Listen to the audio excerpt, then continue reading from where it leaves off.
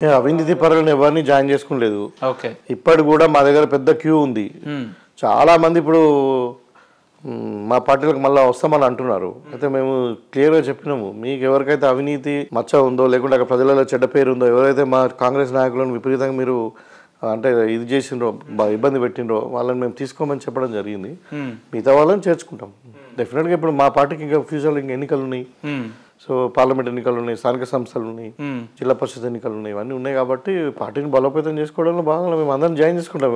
కాకపోతే సెలెక్టివ్గా జాయిన్ చేసుకుంటాం, అందరం జాయిన్ చేసుకుంటే ఎవరు అవినీతి పనులు మా దగ్గర లేరు. బీఆర్ఎస్ ప్రతినిధులు కేటీఆర్ గారు కావచ్చు, మన కడియం శ్రీహరి ఇటువంటి నేతలు మాట్లాడుతూ కాంగ్రెస్ పార్టీ 6 నెలల్లో కూలిపోబోతుంది, అందులో కూడా మా వ్యక్తులు ఉన్నారు, మా బీఆర్ఎస్కి రాబోతున్నారు అని చెప్తున్నారు. ఒకవేళ వాళ్ళు చెప్పింది వాస్తవం అయితే ఆ లిస్టులో మీ పేరు ఉందా? వాళ్ళ భ్రమ. ఓకే. ఇప్పుడు వాళ్ళ దగ్గర నిరాశ నిస్పృహలతో ఉన్నారు. వాళ్ళు అధికారాన్ని కోల్పోతారని వాళ్ళు భావించలే. సో ఇంకా అధికారంలో మేము ఉన్నామనే భావనలో కొంచెం ఉన్నారు. ఇంకా రోజు రోజు నిశ తగ్గిపోతుంది. అలాంటిది సార్ ఏం లేదు. అక్కడ కాంగ్రెస్ పార్టీ వాళ్ళ బలమైన నాయకత్వం ఉంది. రేవంత్ రెడ్డి గారు నాయకత్వంలో, తర్వాత బట్టి విక్రమార్క గారి నాయకత్వంలో బలంగా ఉంది. ఏదన్నా ఖాళీ అయితే ఇంకా టీఆర్ఎస్ ఇక్కడికి వస్తుంది కానీ ఇక్కడ ఉన్నట్టు పోయే పరిస్థితి లేదు. వాళ్ళు ఏమైందంటే ఇప్పుడు క్యాడర్కు ఏదో ఏమంటారు ప్రోత్సాహం ఇవ్వడానికి అదేం లేదు, మనమే మేకపోతు గామీరేమంటారు చూడు, అట్లా మనమే వస్తున్నాం మళ్ళా అది అని చెప్తా ఉన్నారు. కానీ అది ఖాళీ అవుతుందా చెప్పలేం కదా. ఇప్పుడు మేము పోయి వాళ్ళని ఏదో చేర్చుకోము. వాళ్ళు కేసీఆర్ నాయకత్వం మీద నమ్మకం లేక, లేకుంటే కాంగ్రెస్ కి భవిష్యత్తు ఉంది టీఆర్ఎస్ లేదు అని అనుకున్నప్పుడు వాళ్ళు వస్తా అంటే మనం ఏం చేస్తాం? అన్న, చాలా మంది బీఆర్ఎస్ ప్రతినిధులు మాట్లాడుతూ టీఆర్ఎస్ మీద ఉన్న వ్యతిరేకతతోటే కాంగ్రెస్ పార్టీకి ఓటేసిరు తప్ప వాళ్ళు ఇచ్చిన 6 గ్యారెంటీల హామీల్ని నమ్మి కాదని చెప్పి మాట్లాడుతున్నారు. అన్న, దీనికి మీ సమాధానం అంటే దానికి రెండు ఉన్నాయి. ఒకటి ఏంటంటే ఈ కేసీఆర్ పాలన పట్ల వ్యతిరేకత 100% ఉంది. ఓకే. అది ఎందుకంటే వాళ్ళని చెప్తే కదా ఇంతకుముందు వాళ్ళు చెప్పింది ఏమీ చేయలేదు. ఏమైపోయిందంటే వాళ్ళు ఊహించని తెలంగాణ తయారైంది. ఎట్లంటే ఒక కుటుంబ పాలన, ఒక గడిల రాజ్యం, ఒక అవినీతి, తర్వాత లాస్ట్గా ఒక ధర్నా చౌక్ కూడా ఎత్తేసి ఒక ఎగ్జామ్ పెట్టలేని పరిస్థితిలో ఉండి, అంటే కౌలు రైతులు ఆత్మహత్య చేసుకుని ఇదంతా అంటే ఎట్లా తయారైందంటే తెలంగాణలో ఒక దోపిడీ రాజ్యంగా, ఒక అప్పులమయంగా చేసేసి మొత్తం. ఇంకా ఎక్కడ పోతున్నాం మనము, దీన్ని ఖచ్చితంగా దీన్ని దించాలనే ప్రజలలో కోరుకున్నారు వాస్తవమే. అయితే ఆల్టర్నేటివ్ కూడా ఎవరు, బీజేపీ మరి కాంగ్రెస్ అనుకున్నప్పుడు కాంగ్రెస్ లో ఉన్నటువంటి నాయకత్వం కానీ, కాంగ్రెస్ గతంలో చేసినటువంటి పనులు, ఇప్పుడు అదే వ్యవసాయానికి రుణమాఫీ కానీ, కరెంటు ఫ్రీ ఇవ్వడం కానీ, ఏది మన ఆరోగ్యశ్రీ కానీ, ఫీజు రింబర్స్మెంట్ ఇవన్నీ ఇచ్చారు. మన తెలంగాణ ఇచ్చిన పార్టీ కూడా కాంగ్రెస్ పార్టీ. సోనియా గాంధీ గారి నాయకత్వం పట్ల డెఫినెట్గా నమ్మకంతో, మన రేవంత్ రెడ్డి గారి నాయకత్వం పట్ల నమ్మకంతో ఈ 6 గ్యారెంటీలు కూడా కాంగ్రెస్ పార్టీ చెప్పింది చేస్తుంది, ఇంతకుముందు చేసింది కూడా అని చెప్పి నమ్మకంతో కాంగ్రెస్ పార్టీ నమ్మిండ్రు. ఇవాళ మేము పూర్తి మేరతో గవర్నమెంట్కి వచ్చినాం. వాళ్ళ నమ్మకాన్ని రాబోయే రోజుల్లో మీ నాయకత్వం నిలబెట్టుకుంటుందా అంటే 100%. ఇంకా ఊహించిన దానికంటే ఎక్కువ ఉంటుంది, ప్రజలు ఊహించిన దానికంటే ఎక్కువ ఉంటుంది. ఇప్పుడు ఆల్రెడీ ఒక నెల రోజులే అయింది ఇవాళ. మరి నెల రోజులే మీరు గడిలను బద్దలు కొట్టినామా లేదా? టీఎస్పీఎస్సీని రద్దు చేసినాం కదా. అదేవిధంగా ఇలా ధర్నా చౌక్ ఓపెన్ చేసినాం. మేమే అధికారంలో ఉండి కూడా అలా బీజేపీ వాళ్ళు నిర్దాక్షిణ్యంగా మా ఎంపీలను సస్పెండ్ చేసిందని చెప్పి ధర్నా చౌక్లో ధర్నా చేసినాం. మీరు కూడా ఏదైనా ప్రజాస్వామ్యబద్ధంగా మీరు కావాలంటే ధర్నా చేసుకోవాలని చెప్తున్నాం.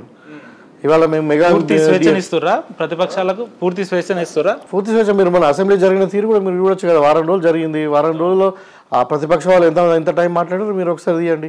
అధికార పార్టీ కంటే 2 times మాట్లాడారు అన్ని ప్రతిపక్ష పార్టీలు కలిసి.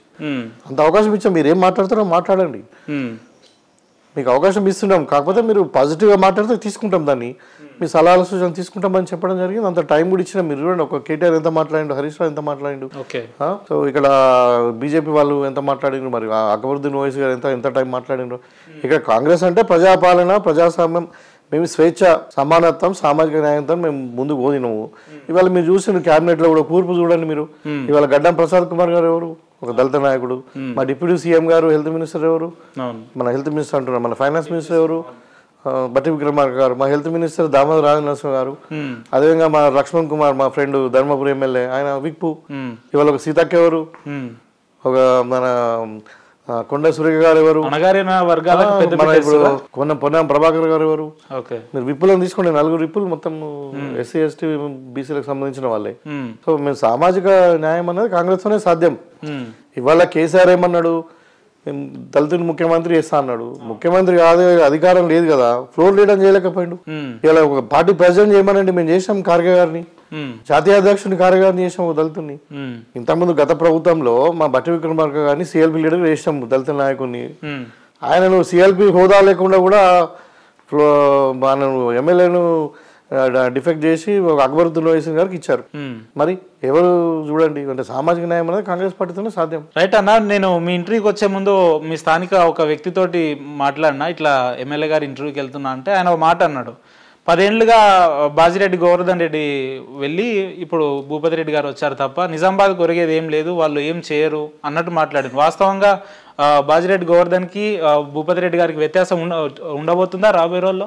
ఎవరో మాట్లాడింది నాకు తెలియదు, కానీ ఆయన ఏదో స్పెసిఫిస్టిక్ ఉంటారు, కొంతమంది నెగిటివ్ థింకింగ్ ఉంటుంది ఎప్పుడు. ఓకే, ఓటేస్తే కూడా మాకు గోడస్తే నాకేందనే పరిస్థితిలో ఉంటారు కొంతమంది ఆలోచన. అది అంటే నేను ఏమంటున్నా అంటే 10 ఏళ్లుగా బాజిరెడ్డి గారు చేయని అభివృద్ధిని 5 ఏళ్లలో మీరు చేసి చూపిస్తారా అంటారు. అదే నేను చెప్పేది, మేము ఒక ఉద్యమ నాయకుడిగా, మనకు ప్రజల సమస్యలు తెలిసిన వాడిగా, ఒక వైద్యుడిగా నేను సేవలు అందించిన, ఇవాళ నేను ఒక గోల్తో వచ్చినాం ఏంటంటే మా నియోజకవర్గాన్ని బాగుపరచుకోవాలా, అన్నిటికంటే ఈ నియోజకవర్గం చాలా అభివృద్ధిలో ముందు ఉండాలన్న భావనతో ఇంకా వేరే లేదు, నాకేం వ్యాపారాలు లేవు, నాకు ఇంకా వేరేది ఏం లేదు, నాకు 100% టోటల్ 100% నేను ప్రజల పక్షాన్నే ఉంటా, ప్రజల వైపు కొట్లాడుతా. డెఫినెట్గా నేను అన్ని విధాలు, ముఖ్యంగా నేను చెప్తున్నా లేవు, ఉన్న వ్యాపారమే. అంటే వేరే ప్రజలు అనుకుంటున్నట్టు ఎమ్మెల్యేలు అంటే రాజకీయ నాయకులు అంటే పెద్ద పెద్ద వ్యాపారాలు చేసుకుంటారు, అట్లా మీరేమో అట్లా వ్యాపారాలు. హాస్పిటల్ ఉండే, అదే హాస్పిటల్ వదిలేసిన, హాస్పిటల్ వదిలేసిన నేను, ఇంకా దాన్నే రెంట్కి ఇచ్చుకున్నాను.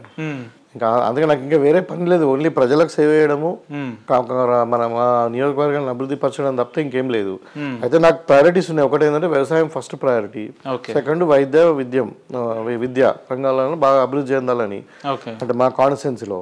తర్వాత ఎందుకంటే అంతా కూడా హ్యాబిటేషన్స్ ఉంటాయి, పేదవాళ్ళు ఉంటారు, రూరల్ ప్రాంతం కాబట్టి అది. ఇంకోటి ఏంటంటే ఈ రోడ్స్ కనెక్టివిటీ డెవలప్మెంట్, తర్వాత ఈ 6 గ్యారెంటీలు అమలు పరచడం, ప్రతి పేదవానికి అర్హునికి అందించాలనేది 3-4 లక్షలు పెట్టుకుని మేము ముందుకు పోతున్నాం. చాలా ఇప్పుడు మీరు ఆల్రెడీ చూడండి ఎంత నిర్బంధం ఉండే, దొంగ కేసులు, బెదిరింపులు, ప్రశ్నించే లేదు. ఇవాళ ఎంత ఫ్రీడమ్, ఒక ప్రజాస్వామ్యం, మళ్ళీ కొత్తగా స్వాతంత్రం వచ్చినట్టుంది. కాన్స్టిట్యూన్సీ మీరు పోయి చూడండి, మీ కార్యకర్తలని కేసుల ద్వారా బాగా ఇబ్బంది పెట్టిన, చాలా ఇబ్బంది పెట్టారు. వాళ్ళ ప్రశ్నిస్తే మళ్ళీ వాళ్ళ మీద కేసులు, వ్యాపారాలు చేసుకొని ఇవ్వలే వాళ్ళకు, ఇట్లా రకరకాల, ఒకటి కాదు, దోపిడీ, దౌర్జన్యం, అవినీతి.